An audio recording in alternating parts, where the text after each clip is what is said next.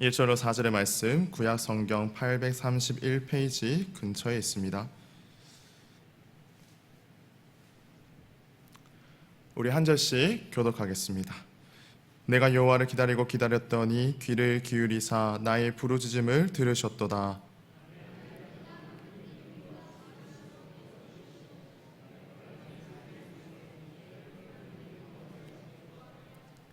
새 노래 곧 우리 하나님께 올릴 찬송을 내 입에 두셨으니 많은 사람이 보고 두려워하여 여호와를 의지하리로다.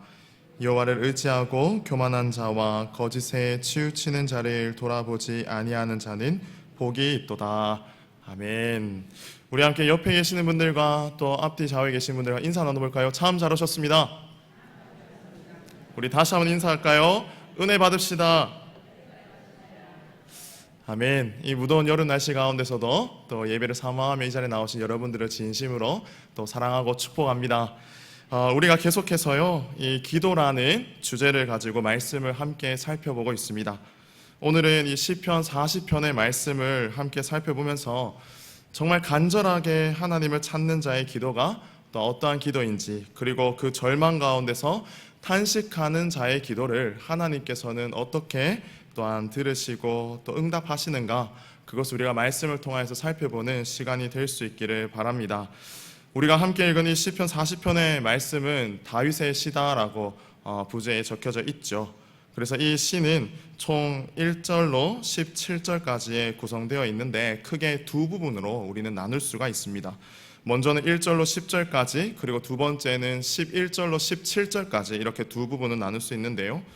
첫 번째 부분이 이 1절로 10절까지의 말씀은 다윗 개인적인 감사의 찬양 시다라고 우리는 볼 수가 있고, 또한 11절로 17절까지의 이 말씀은 다윗이 개인적인 슬픔에 관하여서 노래하였다라고 우리는 그렇게 정의를 내립니다. 이 정의를 통해서 일부 학자들은 이렇게 이야기합니다. 이 시 안에 크게 상반되는 내용이 있기 때문에 독립적인 이 두 개의 시가 하나로 합쳐졌을 것이다 라는 주장을 내세웁니다. 하지만 이 시편 40편의 말씀을 우리가 묵상하게 보면은요, 같은 단어가 반복되어지고 그 단어가 전체적인 이 시의 통일성을 이루고 있기 때문에 전자에 말하였던 이 일부 학자들의 주장과는 다르게 이 시는 하나의 시로서 기록되어졌다라는 것에 우리는 더 초점을 맞출 수 있습니다. 그렇다면 다윗은 왜 이러한 구조로 이 시를 기록한 것인가? 우리는 이 시를 지은 다윗의 마음과 또한 그 상황을 또 이해해 본다면 다윗이 왜 이렇게 시를 지었는가에 대해서 우리는 알 수 있을 것입니다. 다윗은 지금 자신을 죽이려는 그 사울을 비롯하여서 수많은 대적들을 피해 자신의 그 목숨을 부지하는 삶을 지금 살아가고 있습니다. 그런 다윗은 어떤 환경에서도 주님께 자신의 처지를 비관하고 또한 원망의 그러한 기도를 올려드린 것이 아니라 언제나 감사의 찬양을 먼저 하나님께 올려드린 후에 자신이 처한 환경과 그 고통에 대하여서 호소하는 그러한 기도를 하였다는 것입니다. 다윗의 한결같은 주를 향한 마음과 그리고 하나님과 합한 자의 심정이 었음을 이해한다면 그가 왜 하나님 앞에 이토록 감사의 찬양을 드릴 수 있었는가에 대해서 우리는 좀 더 이해해 볼 수가 있다는 것입니다. 다윗은 자신이 처한 상황 이전까지 또 이때까지 자신을 인도하여 내신 그 에베네셀의 하나님을 늘 경험하였습니다. 그리고 그로 인하여서 믿음의 고백을 지금과 같이 할 수가 있는 것입니다.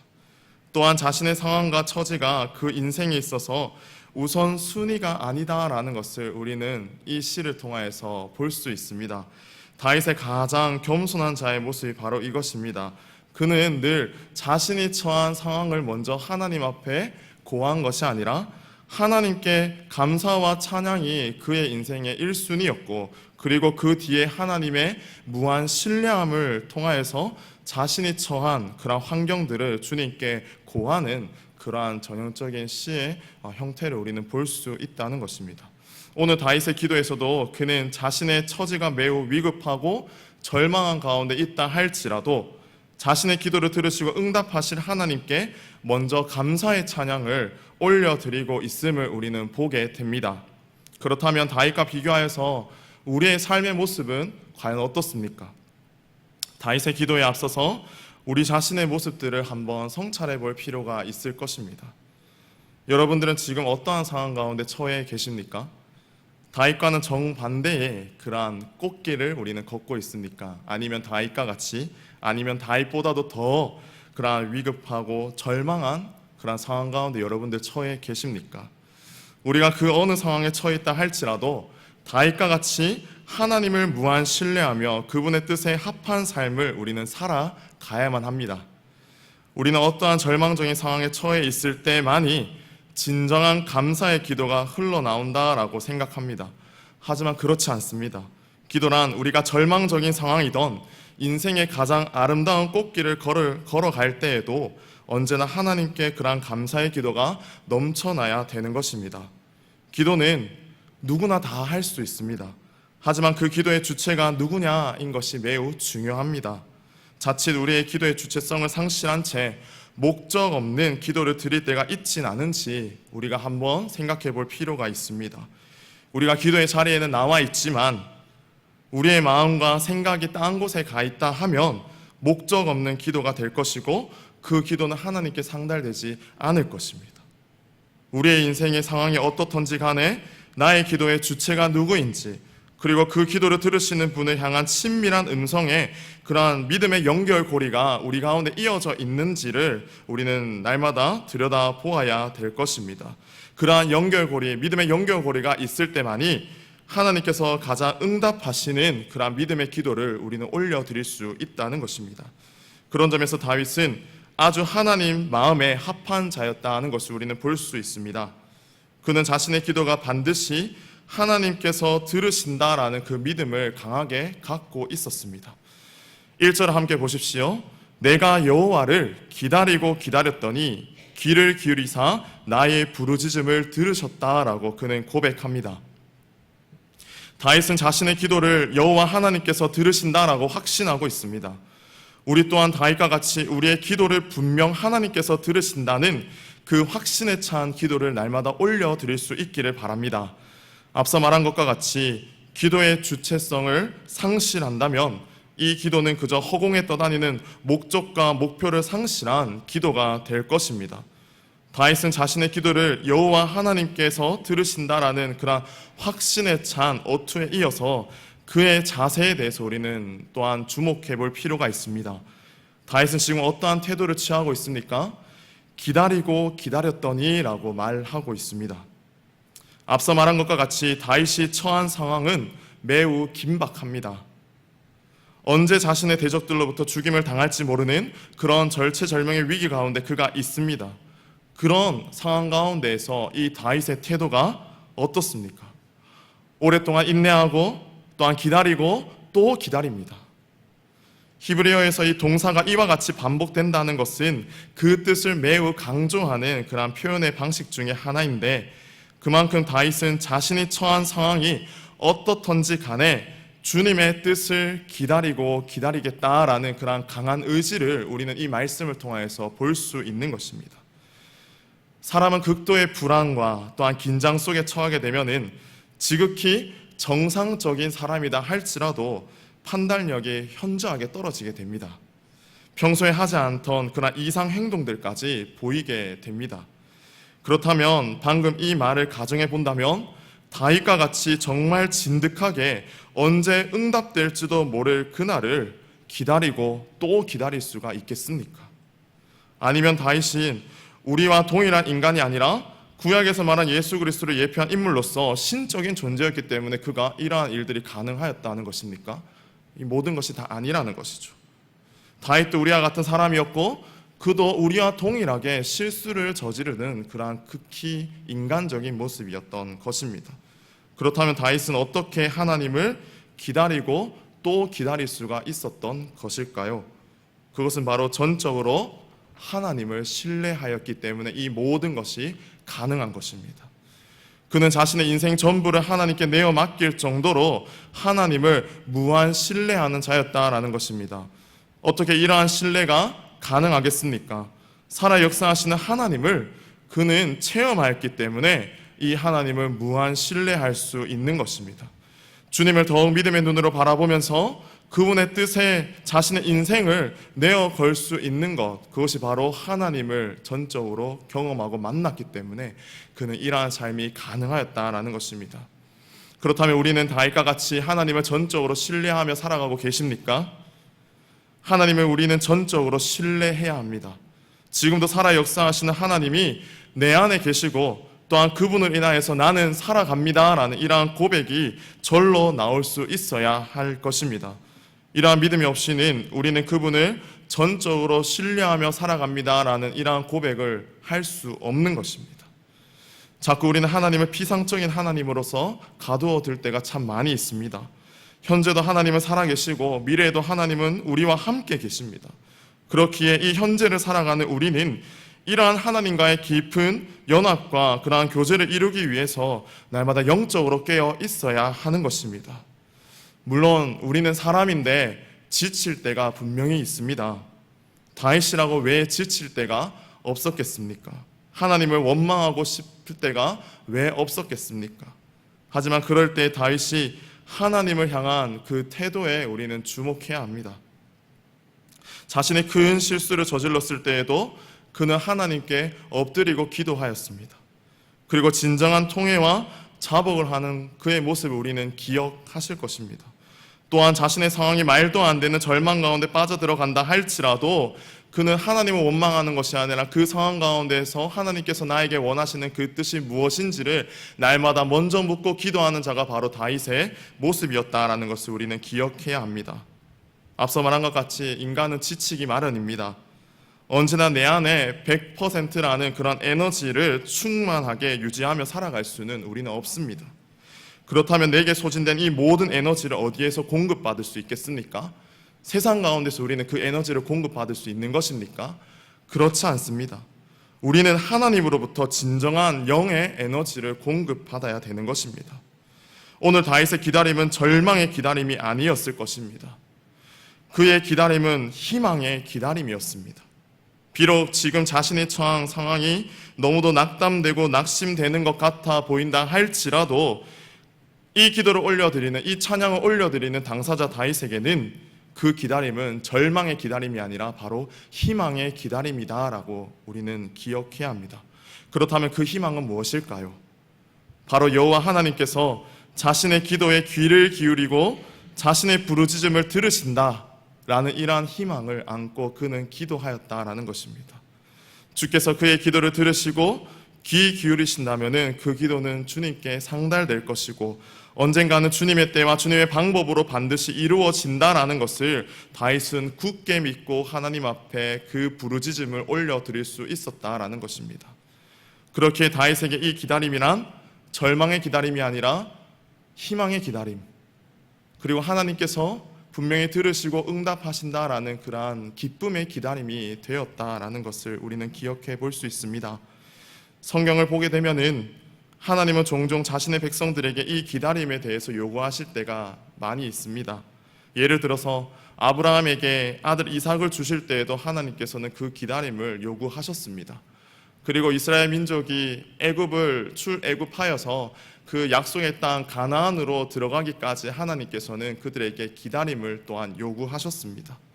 또한 오늘 말씀의 주인공인 이 다윗에게도 주님은 그가 젊을 때의 왕으로 기름을 부으셨지만 그의 나이 30살이 될 때까지 왕위를 취하지 못하는 그러한 기다림을 주님께서는 요구하셨다는 것을 우리는 말씀을 통하여서 잘 알고 있습니다. 이처럼 그리스도인의 삶은 인내와 끈기의 삶이라 해도 과언이 아닐 것입니다. 그렇게 우리는 계속 인내와 끈기를 가지고 하나님의 일하심을 바라보며 기다려야 하는 것이 바로 우리의 삶이 되는 것입니다. 우리가 하나님의 응답을 기다리는 그 시간이 무의미하다라고 생각하지 마십시오. 그러한 생각들이 든다면 우리는 끊임없이 우리 자신과 계속 싸워야 합니다. 내 생각에 계속 종속당하지 않도록, 내 생각에 내 자신이 지배당하지 않도록 우리는 계속 영적으로 깨어 싸워야 하는 것입니다. 여러분들 물 위에 떠있는 오리를 본 적 있으십니까? 겉으로 보기에는 그 오리는 아주 평온해 보입니다. 하지만 오리가 물 위에 떠있기 위해서는 물속 두 발은 쉴 새 없이 발버둥 치고 있다라는 사실 우리는 그것을 기억해야 합니다. 우리의 신앙의 삶도 마찬가지입니다. 겉으로는 누구나 좋은 척 할 수 있습니다. 아닌 척 할 수 있습니다. 하지만 우리 내면 깊숙이 아직도 끊어내지 못하는 죄악들이 있다라는 것입니다. 그것을 끊어내기 위해서는 우리는 계속적인 자신과의 싸움을 해야 합니다. 믿음으로부터 우리는 승리해야 합니다. 죄악으로부터 우리는 승리하는 그러한 삶을 우리는 살아가야 된다라는 것입니다. 주님은 이러한 삶을 우리들에게 요구하십니다. 우리가 최후의 승리자가 되어서 주께로 돌아가는 그 날을 주님은 손꼽아 기다리시는 것, 이것을 우리는 기억해야 합니다. 주님은 왜 그것을 우리들에게 요구하시고 기다리십니까? 주님은 자신의 자녀들을 신뢰하기 때문입니다. 그리고 주님은 우리를 사랑하시고 끝까지 기다리시고 인내하시는 분이시기 때문에 우리가 그러한 절망적인 상황 가운데 또한 죄악 가운데서 우리가 넘어진다 할지라도 주님은 우리를 포기치 않으시고 끝까지 기다리시기 때문에 우리는 주님 앞에 간절한 부르짖음을 해야만 한다라는 것입니다. 부모는 자녀를 무한 신뢰합니다.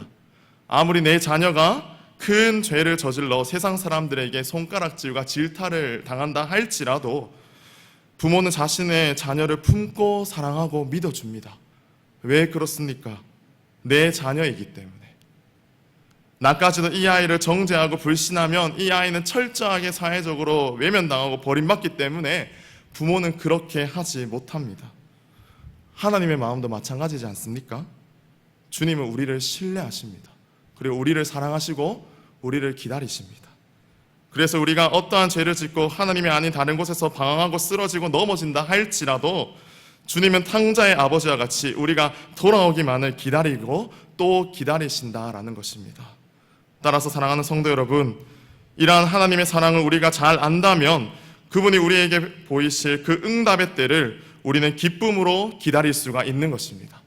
따라서 다윗은 그것을 잘 알고 있었기 때문에 그가 응답되어지지 않는다 할지라도 그 기다림은 절망의 기다림이 아니라 기쁨의 기다림이고 희망의 기다림이 될 수 있다라는 것입니다.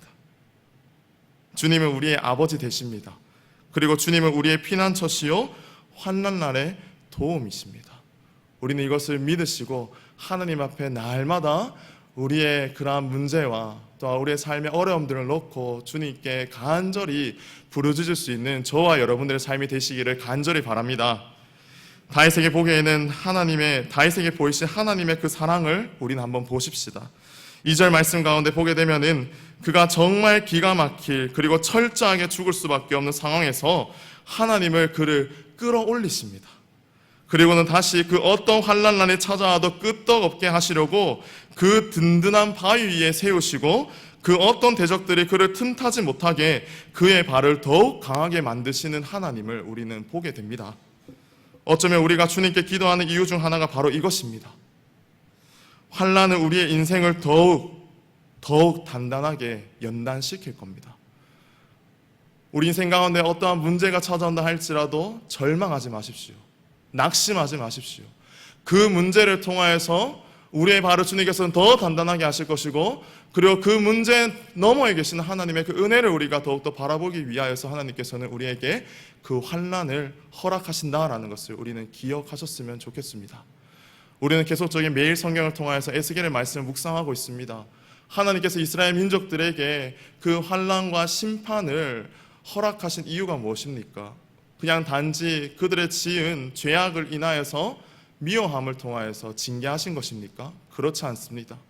완전하고 철저한 심판을 통해서만이 그들에게는 완전한 회복이 임하여지기 때문에 하나님께서는 그렇게 하시는 것입니다. 우리의 삶도 마찬가지지 않습니까? 주님의 계획과 뜻은 우리의 이성적으로서는 판단할 수 없습니다. 하나님의 그 계획과 뜻이 무엇인지 우리는 알아차릴 수 없습니다. 그렇게 우리는 더 엎드리고 더 엎드려야 됩니다. 그렇게 우리는 더 부르짖고 더 부르짖어야 됩니다. 하나님께서 내 인생 가운데 원하시는 그 뜻이 무엇인지를 우리는 발견하기 위해서 더욱더 하나님을 찾고 두드려야 되는 것이 바로 우리 그리스도인의 자세라는 것입니다. 지금 이 삶 가운데 안주하지 마시기 바랍니다. 내가 좀 더 먹고 살만하니까 내 인생 가운데 어떠한 큰 어려움이 없기 때문에 우리는 기도하지 않는 것, 이거는 옳은 행동이 아닌 것입니다. 앞서 서두에 말한 것 같이 우리의 인생이 꽃길을 걷는다 할지라도 우리는 기도해야 합니다. 우리의 인생 가운데 평탄해 보인다 할지라도 우리는 날마다 주님께서 주시는 그 뜻이 무엇인지 날마다 구하고 찾을 수 있어야 하는 것이 바로 우리의 신앙의 자세인 것입니다. 따라서 다윗은 그것을 너무나 잘 알고 있었습니다. 그래서 하나님께 날마다 부르짖었다라는 것입니다. 부르짖었을 때에 하나님께서는 그 수렁 같은 죽음의 그 골짜기에서도 다윗을 끌어내시고 또한 그 다윗이 반석 가운데 설 수 있도록 하나님은 그의 인생을 더욱 단단하게 만들어 주셨던 것처럼 우리의 삶 가운데서도 그 고난을 통하여서 내 인생이 더욱더 하나님의 그 믿음의 든든한 반석 가운데 세워지기를 원합니다. 그러한 희망을 가지고 그러한 소원을 가지고 하나님 앞에 기도하며 부르짖을 수 있는 저와 여러분들의 삶이 될 수 있기를 간절히 바랍니다. 주님의 그 사랑은 계속적입니다. 주님께서는 결코 자신의 자녀가 그 죽음의 길로 걸어가는 것을 원치 않으십니다. 그래서 그것을 내버려 두지 않으십니다. 그래서 앞서 말한 것과 같이 이스라엘 민족에게 징계하셨던 것 같이 우리의 인생 가운데도 크고 작은 어려운 문제들을 주님께서는 허락하시는 것입니다. 이것조차도 우리는 주님 앞에 감사해야 합니다. 하나님 앞에 원망과 불평하는 것이 아니라 이러한 문제와 고난을 통해서 내가 주님 앞에 더 나아갈 수 있게 하시는군요 라고 우리는 그 주님께 감사하며 나아갈 수 있는 진정한 신앙의 모습이 우리 가운데 회복되어질 수 있기를 바랍니다. 또한 다윗과 같이 상황적인 모습들이 해결되어지지 않는다 할지라도 다윗은 미리 감사하였습니다. 우리 가운데도 마찬가지입니다. 하나님 앞에 미리 감사할 수 있는 그런 믿음이 있기를 간절히 바랍니다. 더욱더 하나님 앞에 감사하십시오. 더욱더 하나님 앞에 그 은혜의 기도, 감사의 기도를 날마다 오래 드릴 수 있는 우리 모든 성광의 성도님들이 될 수 있기를 바랍니다. 아무리 수많은 좋은 말들이 내 귀에 들어온다 할지라도, 수많은 좋은 설교가 내 귀에 들어온다 할지라도 결국 내 마음 가운데 주님의 그 향한 믿음이 없다면 이 소리는 모든 그저 소음에 불과한 것, 그것밖에 여겨지지 않는 것입니다. 그래서 내 안에 이러한 모든 좋은 말들 들려야 합니다. 내가 주님께 관심을 갖고 더욱더 귀 기울여야 합니다. 내 안에 주님을 향한 신뢰의 믿음이 생겨날 때만이 이러한 하나님의 음성과 또한 하나님의 그런 말씀들이 우리 가운데 들려지게 되는 것입니다. 그럴 때일수록 비로소야 우리는 주님 앞에 진정한 기도의 은혜를 우리는 날마다 목도하고 또한 그 은혜 가운데 나아갈 수가 있게 되는 것입니다. 다윗은 이러한 믿음이 있었습니다. 비록 자신의 처한 상황과 환경이 지금 당장 변하지 않는다 할지라도 다윗은 하나님을 찾고 부르짖었습니다. 그리고 기다리고 또 기다렸습니다. 다윗의 이러한 고백과 찬양은 두려움을 떠는 자들에게도 희망이 되었습니다. 절망의 숲과 그러한 죽음의 깊은 웅덩이에 빠져 헤어나오지 못하는 자들에게 다윗의 이러한 고백은 그들에게 희망이 되었다라는 것을 우리는 3절의 말씀을 통하여서 볼 수 있습니다. 그들에게 오직 여호와만 앙망하기만 하면 주님은 그들에게 새 생명과 새 힘을 허락해 주십니다. 그 죽음 가운데서 그들을 건져내시는 분이 바로 여호와 하나님이십니다. 우리는 세상의 그 어떠한 곳에 시선을 빼앗겨 주님께서 내게 하시는 그 음성을 듣지 못한 채 살아가지 않기를 간절히 바랍니다. 하나님과의 날마다 깊은 영적 교제를 통하여서 이 마지막 때를 살아가는 우리에게 하나님께서 원하시는 그 뜻이 무엇인지, 개인마다 주께서 원하시는 그 소명과 사명이 무엇인지를 우리가 발견하여서 목적 있는 삶을 살아갈 수 있는 저와 여러분들이 될 수 있게 간절히 바랍니다. 그러한 목적을 알기 위해서는 우리는 말씀을 더 묵상해야 되겠죠. 그리고 그 말씀을 통하여서 내게 주시는 그 감사와 또한 뜨거움을 놓고 하나님께 우리는 더욱더 부르짖을 수 있어야 되겠습니다. 이 마지막 때 우리는 더 하나님께 간절히 부르짖고 또 하나님의 그 음성에 귀 기울이며 살아낼 수 있는 저와 여러분들의 삶이 될 수 있기를 간절히 바랍니다. 또한 우리는 이 다윗과 같이 세상에 하나님의 그 선하심을 드러내는 삶을 우리는 살아가야 합니다. 우리의 삶이 고백이 되고 우리의 삶이 믿음의 증거가 되는 그러한 삶을 우리는 살아가야 됩니다. 그저 알므로써 그치는 것이 아니라 우리의 삶을 통하여서 하나님의 말씀을 드러내는 우리의 신실한 믿음의 삶이 되시기를 간절히 바랍니다. 그렇게 우리는 더욱 기도하고 더욱 하나님께서 내게 주시는 뜻이 무엇인지 알기 위해 부르짖어야 하는 것입니다. 오직 여호와의 선하심과 인자하심이 내 인생에 따르도록 날마다 우리는 영적으로 깨어 있어야 되겠습니다. 사랑하는 성도 여러분, 이제 말씀을 정리하겠습니다. 여러분들은 지금 어떠한 문제와 그리고 어떠한 고민들로 홀로 아파하고 계십니까? 주님께서 다윗의 기도에 귀 기울이시듯이 사랑하는 여러분들의 기도와 그리고 그 음성에 주님은 귀 기울이신다는 것을 기억하시기 바랍니다. 주님은 사랑하는 자녀 한 명 한 명의 그러한 간절한 기도를 하나라도 놓치지 않기 위해서 마치 토끼가 자신의 귀를 쫑긋 세우고 그렇게 소리를 듣듯이 주님 또한 자신의 귀를 쭉 늘리시고 우리의 모든 기도를 듣기를 원하십니다. 그렇다면 우리는 어떻게 해야 되겠습니까? 기도해야 합니다. 주님께서 내 음성을 듣게 하시기 위해서, 내 기도를 듣게 하시기 위해서 우리는 그 주님 앞에 더 간절함으로 기도해야 하는 것입니다. 우리의 기도는 땅에 떨어지지 않을 것입니다. 오직 여호와께서 주님의 때와 주님의 방법으로 행하실 것입니다.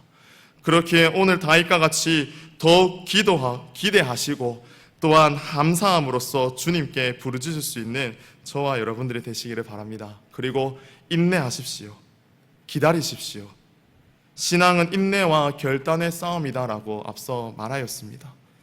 언제 하나님의 그 가장 선하실 때를 우리는 기대하고 또한 우리의 믿음이 그러한 신앙의 한 걸음 한 걸음 더 나아갈 수 있도록 우리 스스로를 하나님께서 연단하시는구나라고 더욱더 감사하시면서 이 모든 시련과 그리고 고난을 극복하시며 살아갈 수 있는 저와 여러분들이 될 수 있기를 간절히 바랍니다.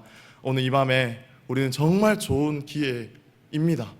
하나님 앞에 우리는 더 부르짖을 수 있는 이 밤입니다.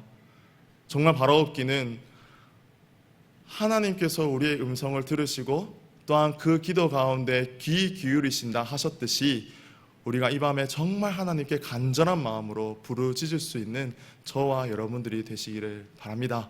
그러한 부르짖음 가운데 정말 신실하신 하나님의 뜻을 발견하고 또한 그 하나님의 그 사랑의 음성을 다시 한 번 더 회복하시고 또한 그 사랑의 음성을 들음을 통하여서 우리가 이 세상 살아갈 때 그저 실패자로서 살아가는 모습이 아니라 날마다 기쁨과 감사와 승리의 환호를 외치며 살아갈 수 있는 우리 모든 성광의 성도님들이 되시기를 간절히 바랍니다. 함께 이 시간 들은 말씀을 기억하시면서 기도하겠습니다.